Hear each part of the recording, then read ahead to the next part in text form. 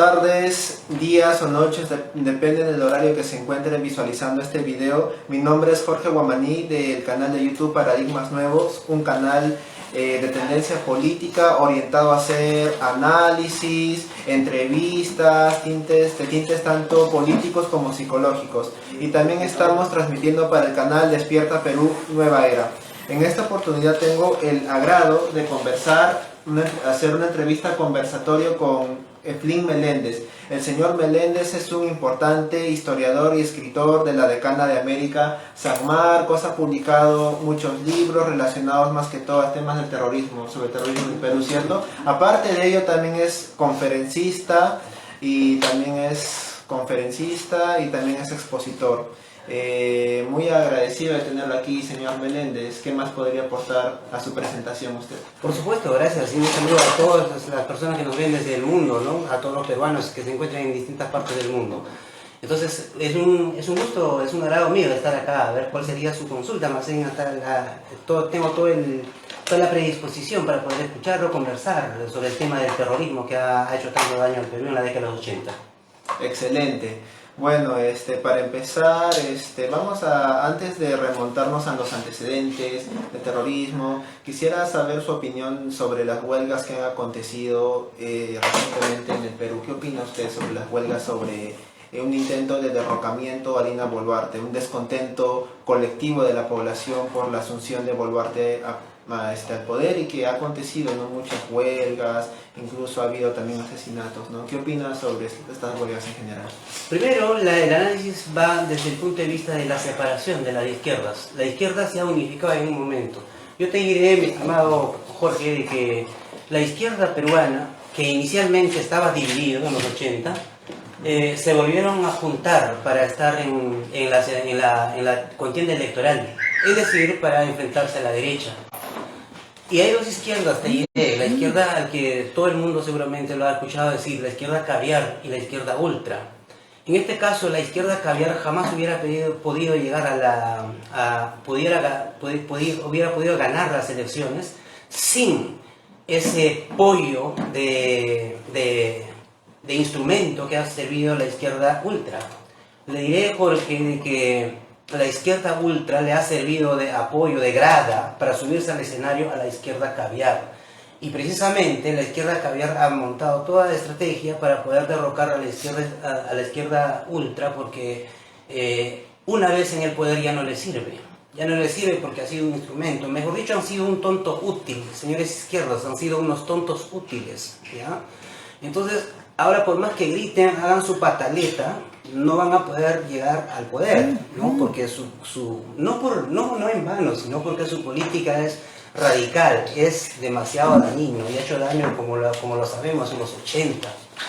Eso es la principal, y obviamente ese tipo de cuestiones no se puede aceptar en un país civilizado, en un país demócrata como el nuestro, que se ha caracterizado siempre por tener esa predisposición a la democracia. Entonces así es, mi estimado Jorge. O sea que las huelgas que han acontecido, más que todo, ¿a qué se deben, según su percepción? Se deben a la disociación, a la división que ha habido allí. No se han podido comprender una vez arriba los izquierdas. Entonces uno ha querido implementar su propia política, lo llamado bloque magisterial, llámese CONARE, llámese FUDEP, llámese FENATEP. El SUTEP. No, el SUTEP no. El SUTEP, hay SUTEP CONARE y hay SUTEP Patria Roja, por si acaso.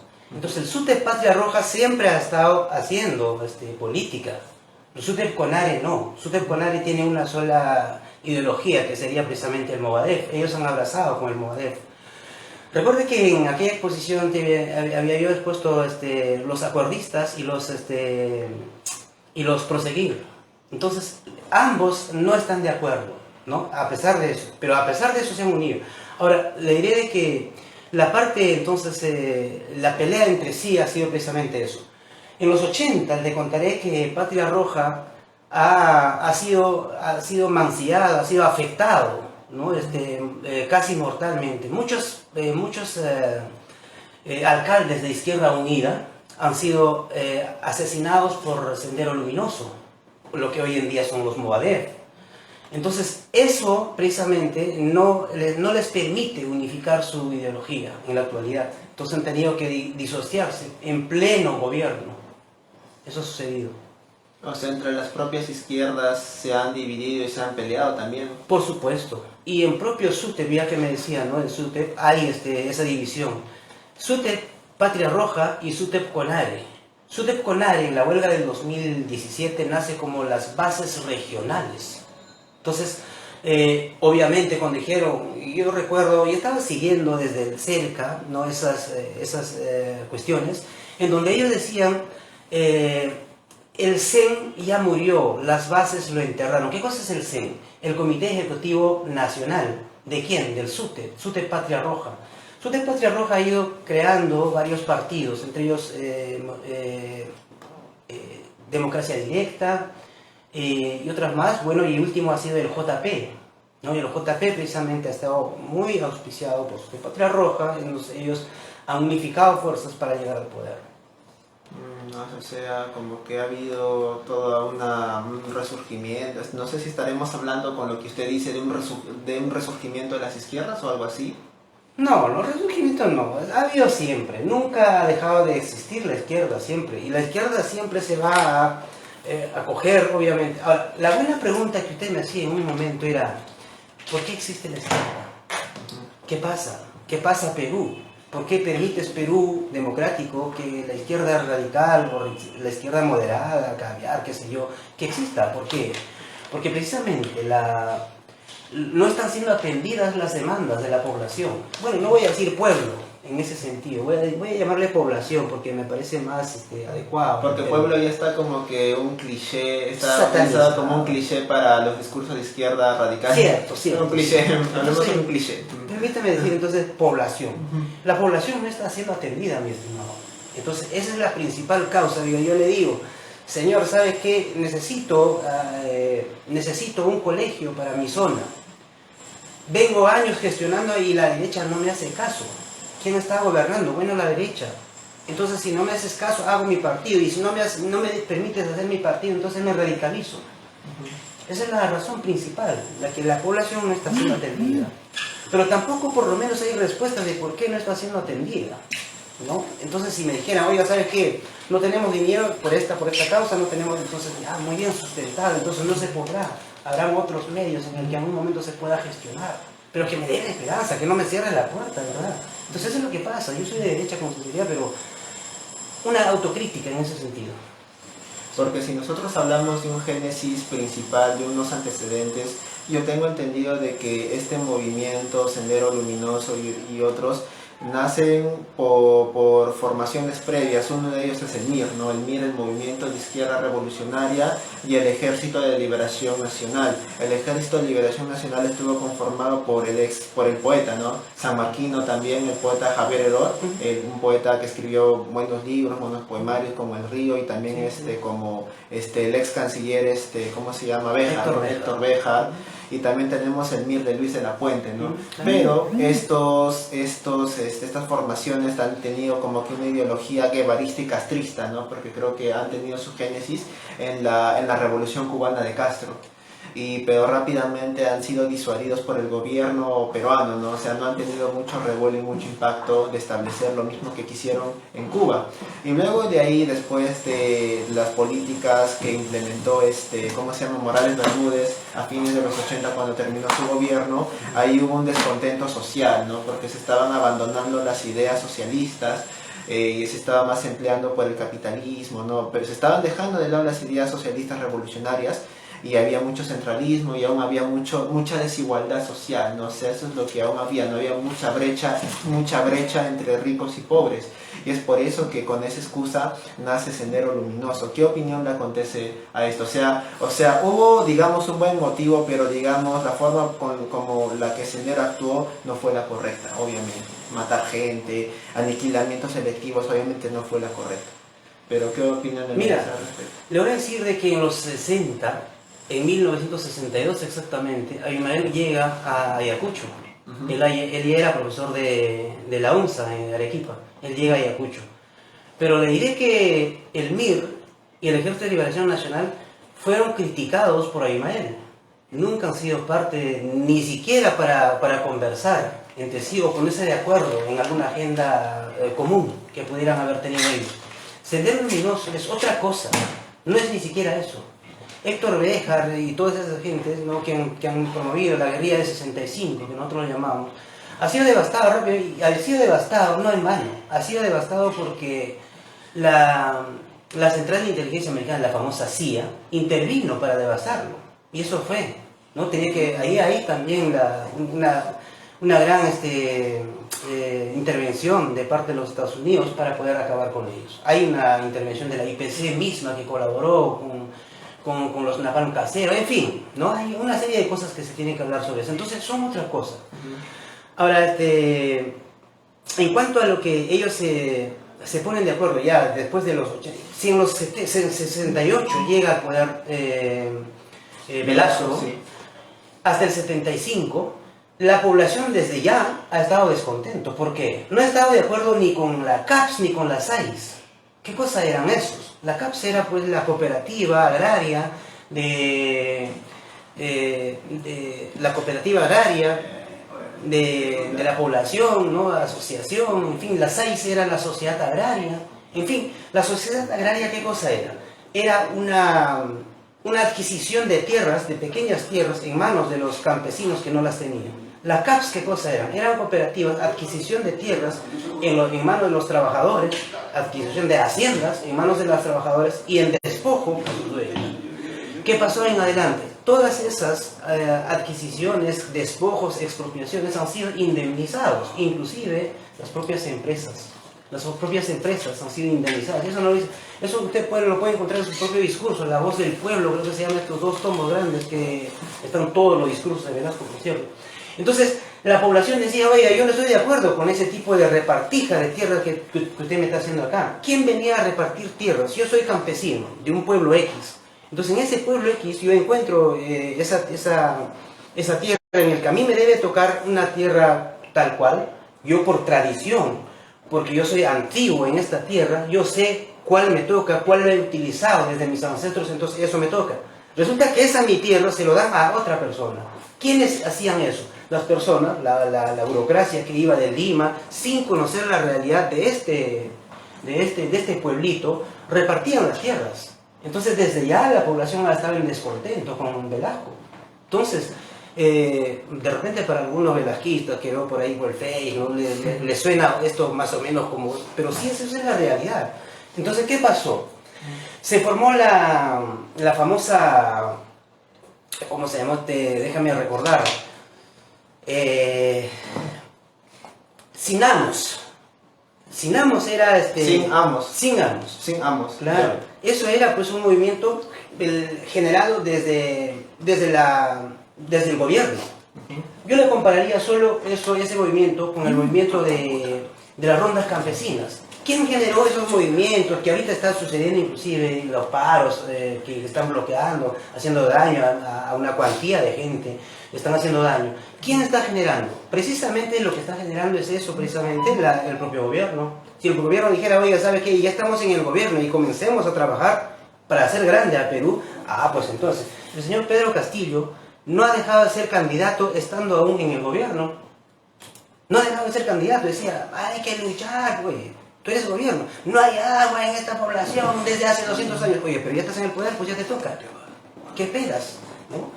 Entonces, eso es la situación que ha ocurrido. Ahora, ¿qué pasa con los daños colaterales? De acuerdo, después de esos paros.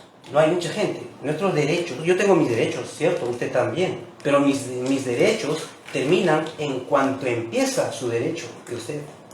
Entonces yo, transportista, yo comerciante, yo trabajador, yo campesino que llevo mi brócoli, mi apio, mi lechuga al mercado y me gano el pan con ello, ¿qué deber o derecho, como lo llamen ellos, qué misión por último tienen ellos de malograrme la lechuga durante 8 días varada allí? Al final tendría que botar mi mercadería y luego regresarme a mi tierra sin plata. ¿Qué pasó allí? ¿Dónde está, señor Izquierda, entonces tu apoyo al campesino, pues? ¿Dónde está? ¿Qué pasó, señor gobierno? ¿Qué pasó? ¿Qué está pasando, señor Castillo? ¿No? Que tú eres el campesino. Y entonces, ¿qué pasó? ¿Por qué hace daño a esta gente? Así me entiendo. Entonces, nuestros derechos sí los tenemos, por cierto, pero tiene que tener un derecho equitativo para todos, en el que yo respeto lo suyo y usted respete lo mío. Eso es todo, mi estimado. Entiendo, o sea, como que hubo un génesis, o hay una explicación muy en el ámbito social, ¿no? O sea, como que es muy paradójico, ¿no? O sea, como usted está criticando a los gobernantes, defienden, ¿no? Son muy arraigados supuestamente su ideología, su posición de defender, de luchar por la justicia social, por los desvalidos, por los que no tienen voz, pero es muy paradójico lo que hacen, ¿no? O sea, lo que hacen, pero eso no se debe tampoco, no se debería también a una obstrucción, a un boicot por parte de la oposición o por otros sectores. No, sí, definitivamente puede haber sido. Pero resulta que ahora vemos que no. En esta vez, por lo menos, quizás antes, no lo he investigado, te soy sincero, aunque ha habido, ¿no?, ciertos momentos en el que se ha dicho de que no, que la oposición, la derecha misma es el que está encargando de bombardear, dinamitar una carretera. Pudieron haber dicho, tranquilo, pudieron haber dicho. Pero vayamos, que me muestre el detalle, el momento, así como nosotros, ¿no? Nosotros los que simpatizamos con la derecha o los de la derecha, rápidamente captamos que un delincuente terrorista está haciendo daño a la carretera. Yo te capto y te filmo y ahí estás, tú eres. Y te acuso penalmente porque eso es un delito. Pero lo mismo, ¿por qué también no lo hacen si tienen ellos Face cualquier cantidad? Yo he encontrado Face de los profesores, WhatsApp de los profesores, WhatsApp de DPCC, WhatsApp de sociales, WhatsApp de matemática, de comunicación, de todo. Dicen, primero aparecieron inocentemente, entre comillas, con un nombre de que ellos son más académicos, con cuestiones académicas, pero más tarde se cambiaron de rostro y dijeron inclusive política comunicación, política de PCC, en fin. Entonces, tienen tantos medios ellos ahora, entonces, ¿por qué no hacen eso? ¿Por qué no investigan? Señor, usted hizo eso, ese rato, usted agarró dinamita y puso allí. ¿Por qué no lo hacen? Entonces, se tiene que quedar claro. Entonces, no puede solamente quedar en acusación. Entonces nosotros la derecha sí lo captamos, le decimos, oiga, tú estás allí, ahí está tu mano, estás tirando piedras a Panamericana de Televisión, sí, por cierto, ahí te veo hablando, te veo en tu face. Entonces, eso es la forma, la correcta de decir o de culpar a una persona, decirle de que tiene culpa o no.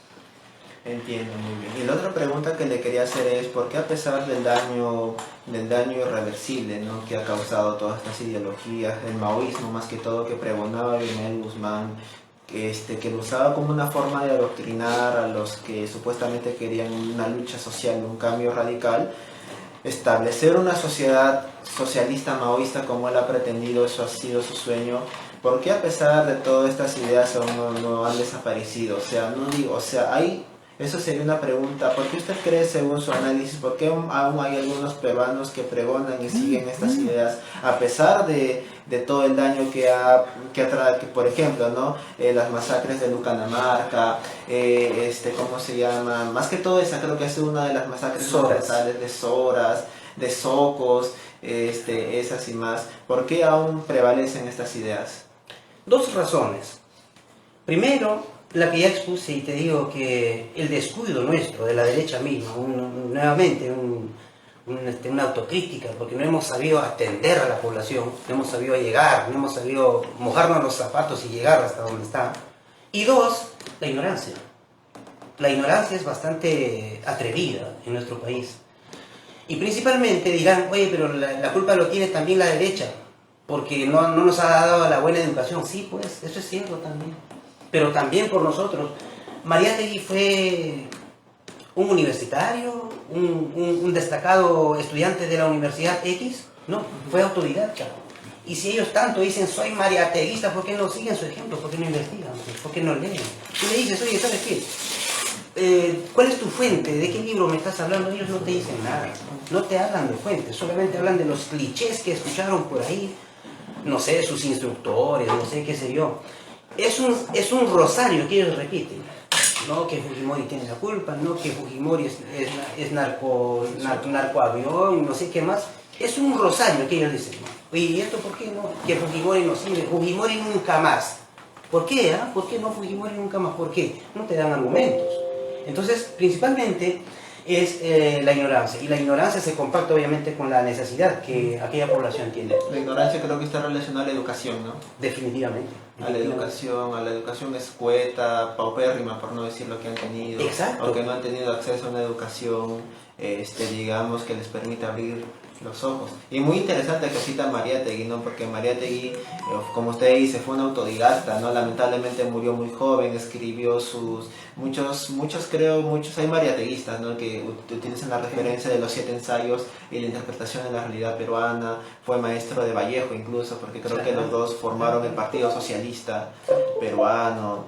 Y o sea, más que todo yo me inclinaría más que todo por la ignorancia, más que por lo otro que usted mencionó. Yo creo más que todo es por la ignorancia, o sea, se dejan llevar. Y también yo le sugiero un libro también de Gaspar Llamazares, es un autor español que ha escrito recientemente un libro publicado en el 2020 que se llama La izquierda herida.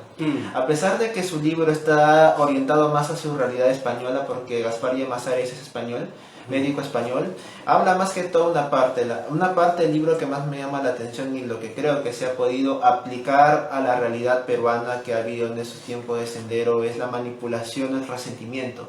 Él hablaba, obviamente cuando nosotros escuchamos a alguien que pregona a diestra y siniestra que la izquierda es el cambio, va a luchar obviamente por la sociedad, por la justicia social, por los olvidados, pero eso es como que una especie de manipulación al resentimiento social, porque si nosotros seguimos a un líder de izquierda, no sabemos si va a seguir los ideales, como ha ocurrido con Pedro Castillo, ¿sí o no?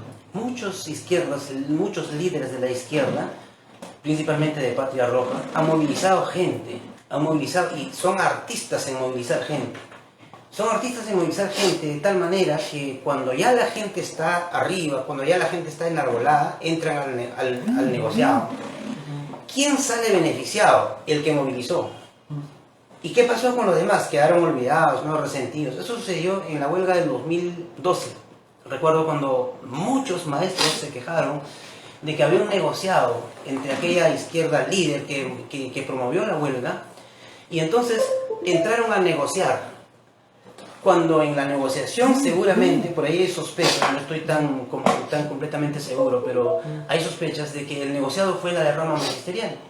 Entonces cuando la derrama magisterial fue inclinado con algunas leyes en favor de Patria Roja, entonces todos dijeron vamos a suspender la huelga, vamos a levantar la huelga porque ya vamos a tener solución. ¿No hubo en la educación? No. Ahora, hace poco hablaba con un amigo y me decía, pero el modelo Singapur, el modelo de China que podemos traer acá para Perú, bueno, discúlpame, pero Perú es otra cosa. Y además Singapur, el modelo, que una izquierda me hable de modelo Singapur es totalmente contradictorio a su posición, porque Singapur es derecha, es democracia. Entonces, cuando nosotros decimos de que tenemos que determinar por la educación, hay que hablar de educación basada en nuestra realidad. Hay que hacer una política basada en nuestra realidad. Hay que hacer ciencia basada en nuestra realidad. Hay que hacer lo que sea, pero basado en nuestra realidad. Cuando Sendero Luminoso en los 80, cuando en los 60, 70, porque a partir de los 60 comienza el adoctrinamiento, 60, 80 comenzó la ILA, la famosa inicio de la lucha armada ILA. Entonces, estos nunca se dieron cuenta de que esto es otra realidad. Dijeron presidente Mao Zedong. Oye, ¿cómo que presidente Mao Zedong? Presidente Mao Zedong es chino y acá tenemos que buscar nuestra gente. No que eres autoctonista, no que eres indigenista, no que eres no sé qué llamarlo más, pero entonces busca tu gente de acá, pues. Claro, es irónico que Abimael se autodenominara la cuarta espada del comunismo, ¿no? ¿Por qué se denomina la cuarta espada? Porque la primera sería, como ya seguramente lo habrás explorado, Lenin, ahí está o Marx, Lenin y Mao Zedong. Bueno, la cuarta espada, ¿por qué? Por su teoría. Porque la teoría para él es, primero, él es solamente pensamiento, llegó a pensamiento. A no ser que por aquí, más adelante, en unos años, por ahí algún tipo por ahí comienza a reivindicar su ideología y diga, pues, gonzalismo, o de repente, no sé cómo se llama este tipo, o guzmanismo, abimaelismo, qué sé yo. Pero para entonces él solamente es pensamiento. El pensamiento Mao Zedong, que era pensamiento todavía hasta el 83, si mal no recuerdo, pasó recién a llamarse maoísmo. El ismo es un término muy apropiado, como que tenía que ser de nivel global. El pensamiento es el nivel regional. El ismo es global. Entonces él, para ser cuarta espada, como dijo Roncagliolo en su momento, tendría que haber sido ismo.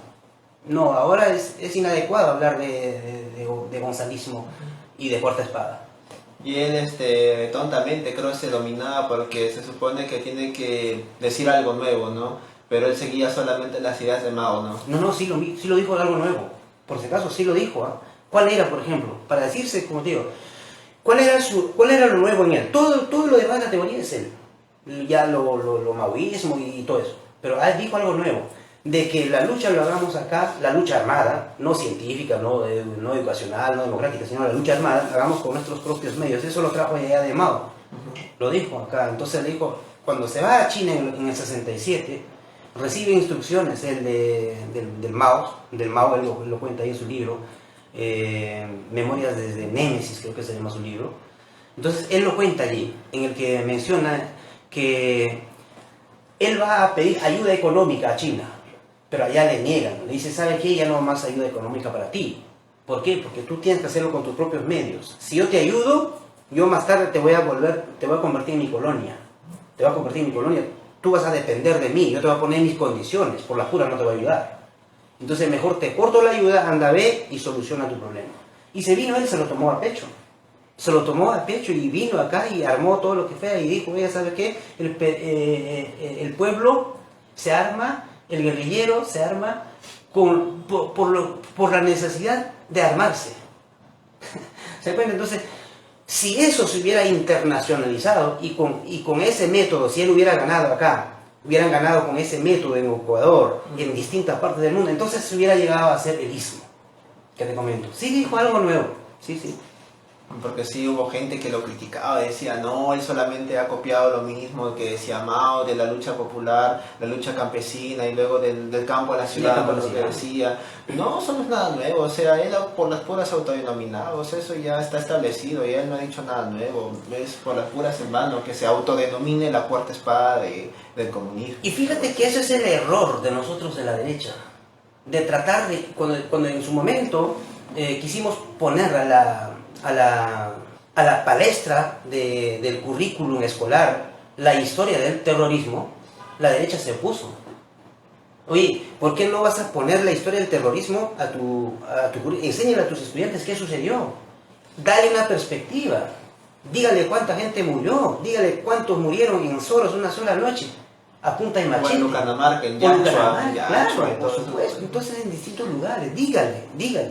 Y dígale por qué. Dígale por qué, porque la derecha no estamos en la capacidad de responder con la necesidad de esta gente. Dígale. Entonces, esa es la falta de valentía de nosotros, no hacer solamente una autocrítica así, ¿no? A lo superficial, ¿no? Y ahora la izquierda, ahora sí la derecha dice, ¿no? Nosotros la derecha decimos, oye, hay que poner pues entonces esto a la historia, hay que enseñar a la población de qué cosas sucedió en Lucanamarca, en Soras, en distintos lugares, en Huánuco, y ahora la izquierda dice, no. Alto, no hay que poner nada. ¿Y por qué la izquierda, que estaba tan empecinada en enseñar antes esta historia, ahora se opone? ¿Por qué? Porque precisamente ya están en el gobierno. Yo te aseguro, hace rato me comentabas de que tuviste entrevista con Beatriz Mejía. Sí, un saludo para Beatriz Mejía. Un saludo, por cierto. Si es que está visualizando, le voy a compartir el video de todas maneras. Por cierto, Beatriz, doctora, de verdad que a mí me sirvió la tarjeta que usted emitió en su momento para no vacunarnos. Gracias, de verdad. Y por cierto, entonces decimos la parte en el que hay una crítica y nosotros tenemos que autocriticarnos, tenemos que determinar ese detalle, ¿no? La parte que nosotros tenemos que hacernos como autocrítica es decir, oiga, hay que atender. ¿Y cómo vas a atender si tú estás trayendo política de afuera? Pues? ¿Cómo vas a atender esa política que tú estás permitiendo que venga solamente de afuera sin análisis de la realidad suya? ¿Cómo vas a saber qué cosa aplicar? ¿Cómo vas a saber qué cosa necesita tu población? ¿Qué teorías quiere tú? Entonces, aquí lo que falta es inversión en la educación. Inversión, no gasto. Ya, bueno, eso hay que criticarlo ya desde el consenso de Washington, todo lo que tú quieras. Pero se necesita aquí. inversión en la educación. ¿Y usted qué opina? Bueno, pues sabemos que tenía su contraparte, ¿no? Su aliado y por momentos también su enemigo, el Sendero, el MRTA. ¿Qué opina de usted del MRTA si es que lo ha estudiado? Porque hubo sí diferencias ideológicas, ¿no? Porque mucha gente cree que son lo mismo, que han sido lo mismo terrorismo que ha matado gente, pero sabemos que han tenido diferencias ideológicas. ¿Usted qué opina del MRTA? Mira, la diferencia ideológica es abismal. Es abismal primero porque Sendero Luminoso viene trabajando desde los 60. Sendero Luminoso. Inclusive si hablamos solamente del Partido Comunista, perdón, desde los 20. ¿Ya? Entonces, el MRTA aparece más tarde, tardíamente. ¿Y cuál es la técnica de guerra o la táctica de guerra de Sendero Luminoso? El campo de la ciudad ya lo conocemos y todas esas cuestiones del maoísmo. ¿Y cuál es la técnica de guerra del MRTA? El secuestro. El secuestro y captar dinero, economía, a partir del secuestro. A partir del secuestro, tortura, etcétera, chantaje, qué sé yo. Pero eso para mí no es política, para mí eso es delincuencia común. Y punto, delincuencia común. Tú has secuestrado y has robado a esas personas, has chantajeado, has extorsionado y punto. No has hecho política. No has hecho política. Yo, a diferencia de MRTA y Sendero Luminoso sí ha hecho política. Sendero Luminoso sí ha hecho política. Y ha convencido, y no en vano, pervive hasta hoy.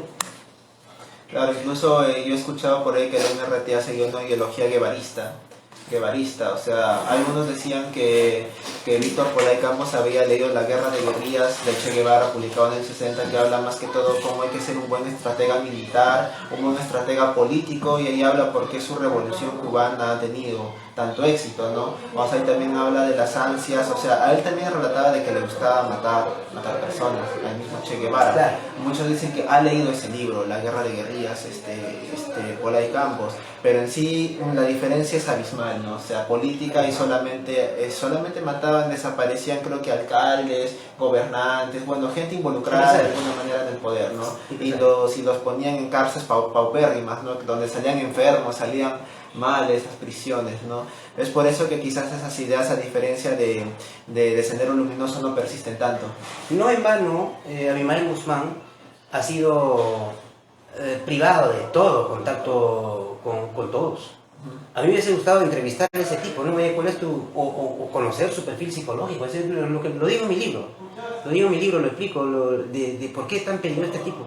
Entonces, a mí me hubiese gustado entrevistarlo, pero no, pues. No me dejaban entrevistarlo. ¿Alguna vez ha querido o ha tratado de entrevistarlo, contactarse con él o conocerlo, entrevistarlo de alguna manera? No, sinceramente, no hice ninguna gestión porque sabía que no iban a permitirme. Pues por eso que no ha tenido contacto, no ha realizado ninguna entrevista, ¿no? Creo que la última entrevista que ha realizado fue a Montesinos, creo, ¿no? Sí, hubo ahí algunos, inclusive la entrevista del siglo antes de caer a la cárcel ha sido muy difundido, su entrevista del siglo. Y tenemos ya algunas otras ideas. Bueno, yo tengo algunas ideas de él escritos, porque los he solicitado por ahí a sus correligionarios, me las proporcionaron gracias a ellos. Bueno, no los voy a decir el nombre, ¿no? Bueno, pero los encontré. Y ahí tengo 4 tomos de documentaciones de él, ahí están todos sus libros, ahí inclusive en la conferencia que yo explicaba también hice una comparación del himno Súter con el himno guerrillero. Ahí todas esas cuestiones están allí en sus documentaciones. Ahora en la página Sol Rojo ya lo están manejando desde el exterior, o siempre quizás lo han manejado desde allá. Hay varias cosas que ya lo han quitado.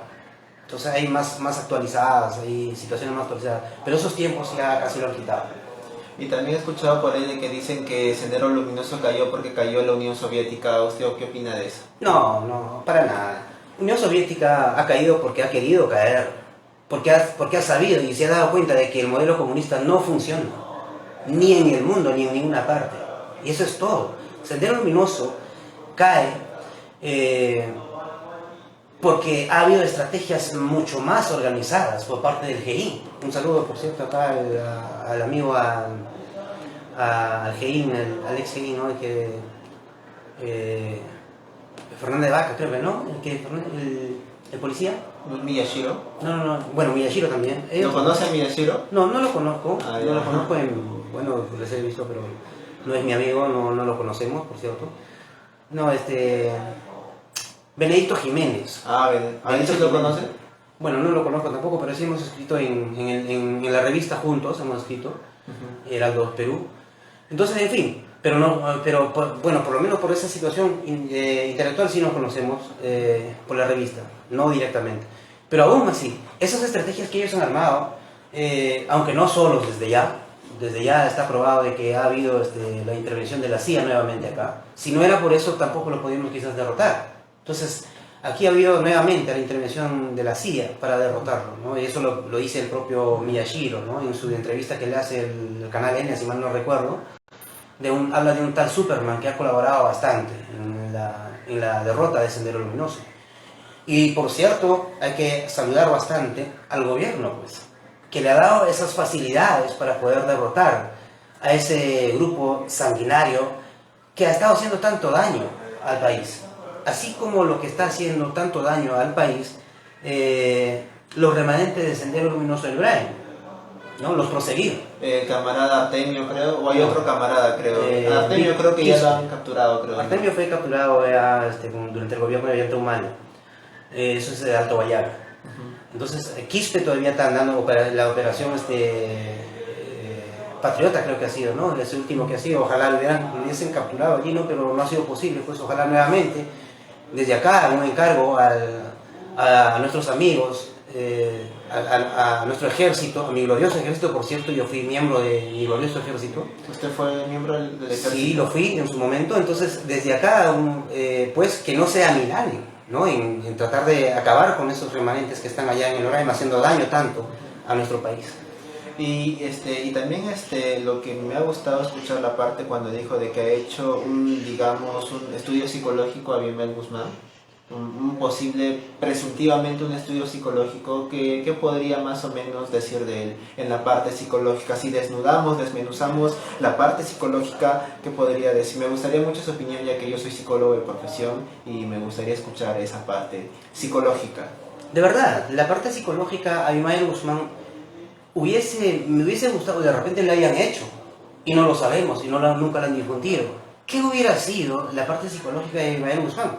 De verdad que había sido pues seguramente un tipo frío, bastante sanguinario, que le gusta resolver la situación de manera calmada, pero sumamente incendiaria, violenta, y que esconde detrás de sí seguramente una cuestión, un resentimiento altamente destructivo, pero que a la primera vista no lo vas a poder detectar. Es un tipo, cuando tú observas la fotografía de Abimael Guzmán de los años 80, cuando ya Careta comenzó a sacarlo, es un tipo inofensivo, ¿no? Tú lo ves, un tipo inofensivo, un tipo con su librito ahí, ¿no? Tú los ves así, agachadito, así, todo tranquilo. Pero ¿qué cosa ha realizado detrás? ¿Qué hay detrás de esa mente? No en vano lo han aislado de ese modo. Porque ¿qué cosa hubiera sucedido con este tipo si se hubieran puesto en una cárcel común? Seguramente todo el penal hubiera sido adoctrinado, ¿no? Entonces imagínense la peligrosidad que este tipo ha tenido, el poder de convencimiento que este tipo ha tenido.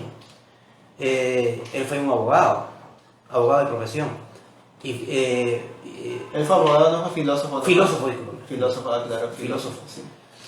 Entonces, como filósofo también ha sido pues un gran teórico, ¿no? Y también a propósito de sus tesis, también, algo de su tesis también lo ha mencionado ahí. Pero bueno, fue un gran intelectual. Pero es decir, su parte política ha sido sumamente mal manejada, pues, directamente dirigido a la violencia. Así como Montesinos, que también dicen que fue hasta un genio, un buen estratega, o sea, pero lo usó para el mal, para la corrupción.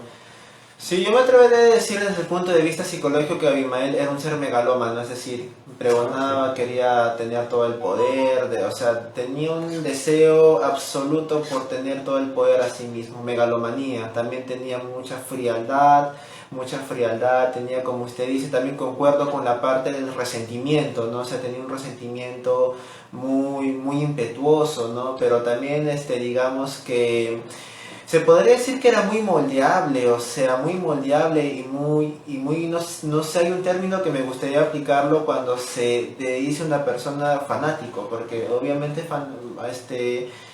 Guzmán no era tan inteligente porque él ya rozaba el fanatismo. porque él leía a Marx como si fuera su religión, o sea, sabemos que Marx en el Manifiesto Comunista, en la parte final dice que para llegar el comunismo al poder te tiene que usar la violencia, tiene que utilizar la violencia. Si no hay violencia no llegas a nada, tiene que haber exclusivamente violencia. Y obviamente que Guzmán se lo tomó eso muy a pecho y no supo ver muy bien, separar lo delicado que hay entre la violencia y la paz. O sea, cuando hablamos de que una persona ya va a llegar al fanatismo, no es una persona muy inteligente que digamos, o sea, es como decirlo, es una ira, no sé, algo, estaba cegado obviamente, y eso es lo que le quitaba un poco de... Por supuesto. Pues permítame coincidir con usted de que no era tan intelectual, que digamos, mejor dicho, no era tan estratega. Habría sido tan convencedor, tan locuaz en su discurso, pero seguramente no un gran estratega, porque imagínese de aplicar la estrategia de China, que es otra realidad. Mira, China es casi ha sido milenariamente casi homogéneo en su historia. Su gente ha sido casi homogéneo, ¿no? Desde la era, ¿no? Por más dinastías hayan habido en China, ha sido homogéneo. La forma de subordinación de ellos y la forma de venerar al emperador, a su superior, ha sido bastante grande, fácil de dominar. Aquí en Perú, en cambio, ha sido una cuestión distinta. Aquí han habido aymaras, chachapoyas, tallanes, tumpis, huancas, chancas, lo que fuese. Entonces ha sido sumamente equívoco aplicar la misma estrategia de China aquí. La misma estrategia de Rusia, de Lenin, también sumamente errónea. Porque en Rusia ha habido condiciones como para que pudieran darse o implementarse en 1917 el comunismo. ¿Por qué? Porque estaban ellos en plena guerra mundial. Entonces, en una plena guerra mundial, donde la gente ya no quería luchar por Nicolás II, el romano, último emperador romano, ya la gente estaba rebelde con él. Entonces era propicio decir, oye, ¿sabes qué? ¿Te quieren mandar a morir? No luches por él, porque finalmente él va a ser beneficiado. Ah, ¿verdad? No, bacán. Entonces me voy. La gente, tu padre se necesita, ¿no? Oiga, regresa a tu casa, no vayas a la guerra. Era fácil. Era sumamente fácil. Y además cuando Lenin toma el poder, no toma con una guerra prolongada, lo toma en unas semanas, y quizás en unos días, porque tomaron los puntos estratégicos los excombatientes de la guerra, no cualquier campesino civil armado como lo que armó Abimael, sino excombatientes veteranos de guerra, tomaron puntos estratégicos y dijeron, aquí tomamos el poder, tomamos el control del domo del parlamento y punto, y tomaron. La condición estaba exactamente para él, pero para Rusia pues, no para Perú. En Perú, yo le digo, si en Perú hubieran tomado el control, suponiendo por la violencia, en China había guerra civil. Cuando en el momento del 49 se implementó el comunismo en China, hubo guerra civil. ¿Y qué cosa es guerra civil? Un ejército, una fuerza armada de un país enfrentado, peleándose. Perfecto. Entonces, ¿aquí en Perú lo hubo? No. Aquí en Perú todo el ejército y la Fuerza Armada estaban en contra del Sendero Luminoso. ¿Qué hubiese pasado si tomaban carretera panamericana por la zona norte, por la zona sur, por la zona centro, bloqueaban las carreteras, ¿ya? Y 10.000, 30.000, 100.000 si tú quieres, senderistas ingresan y toman el palacio?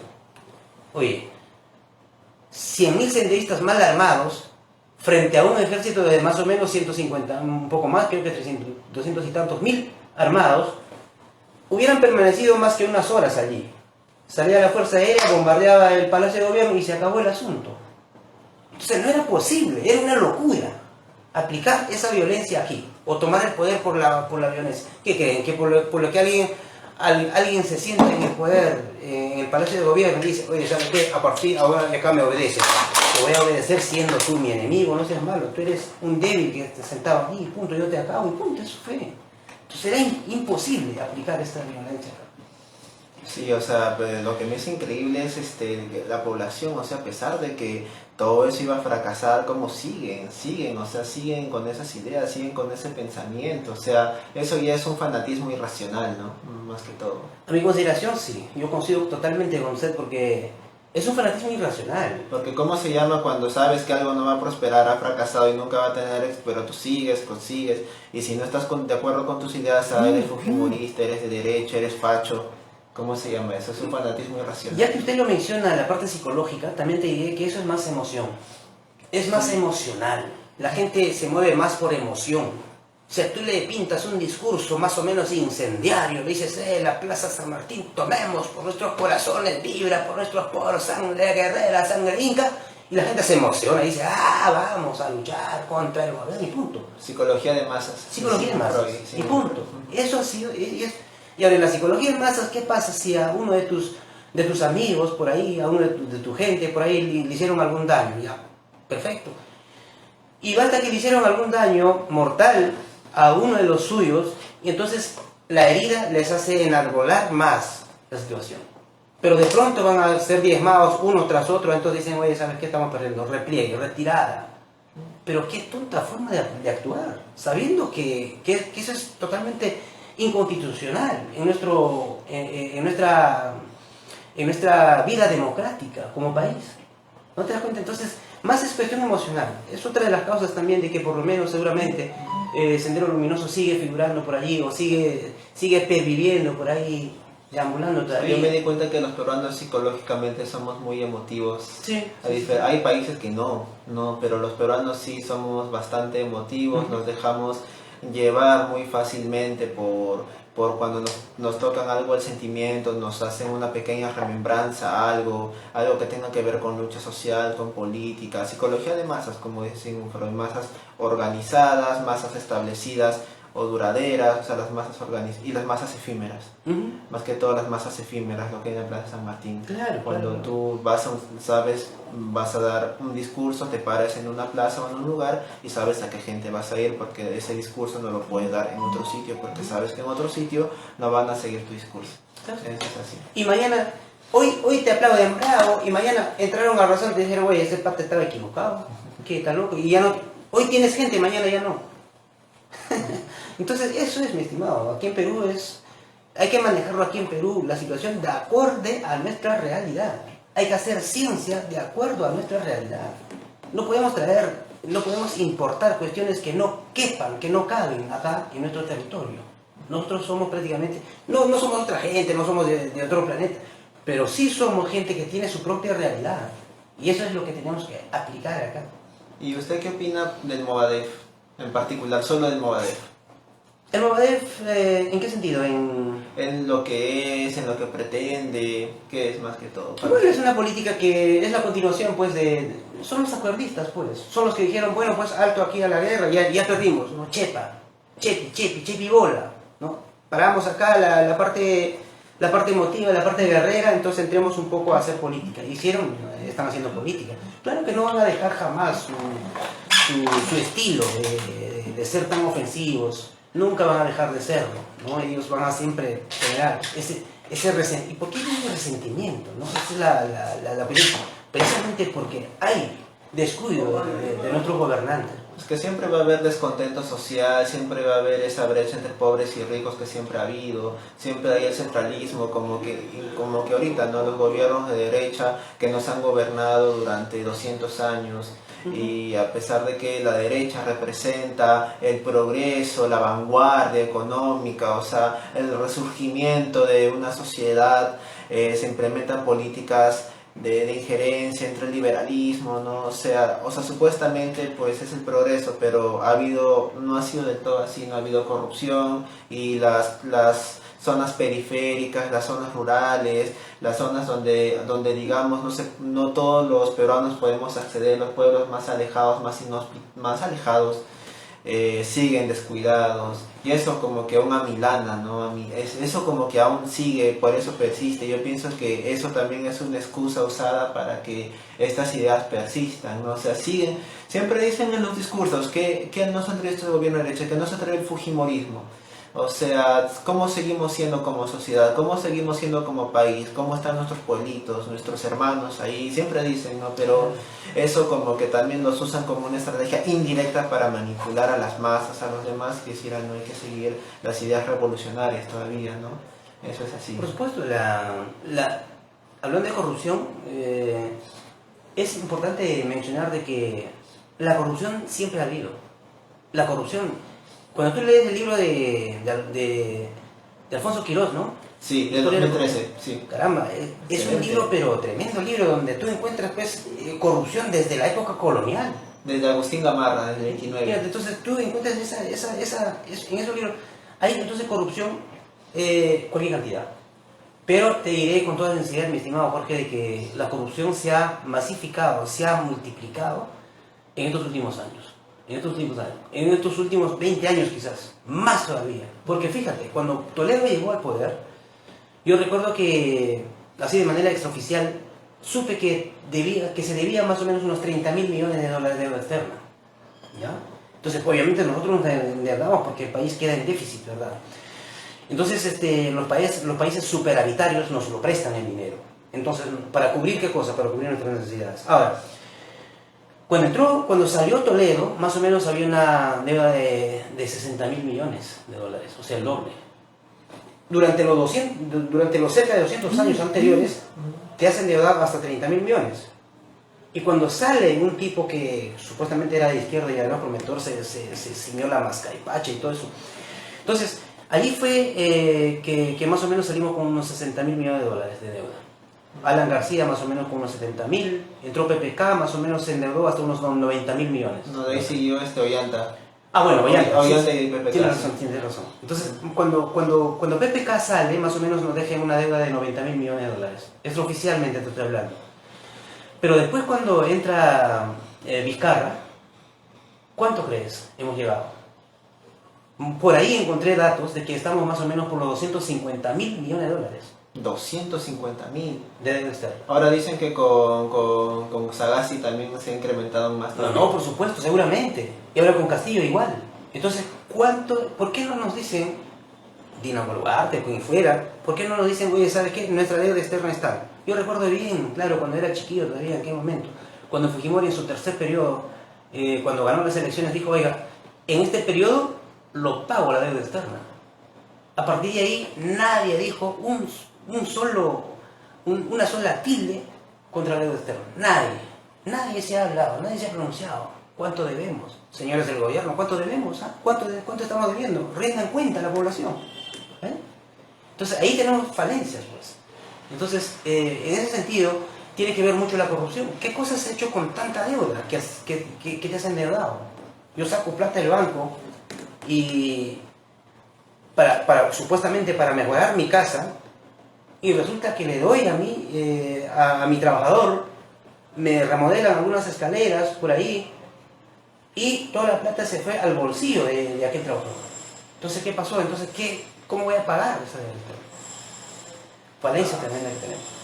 Sí, pues eso es así, o sea, tienen que rendir cuentas, ¿no? No tienen que ser tan sinvergüenzas los políticos que están ahí, los gobernantes, ¿no? Siempre tienen que ser sinceros con la población, eso lamentablemente no se ve. Bueno, y le quería preguntar sobre la siguiente edición de su libro, ¿cuándo va a salir? Porque yo lo quería adquirir, pero no lo he encontrado. ¿Cuándo va a salir la siguiente edición sobre En el mes de enero nos estamos proyectando con Jorge.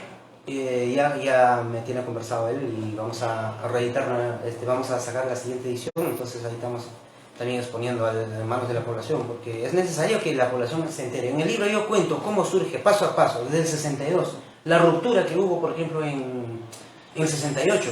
Patria Roja se separa de Sendero Luminoso, ¿no? Bueno, por entonces todavía no se llamaba Sendero Luminoso, era simplemente PCP del Perú.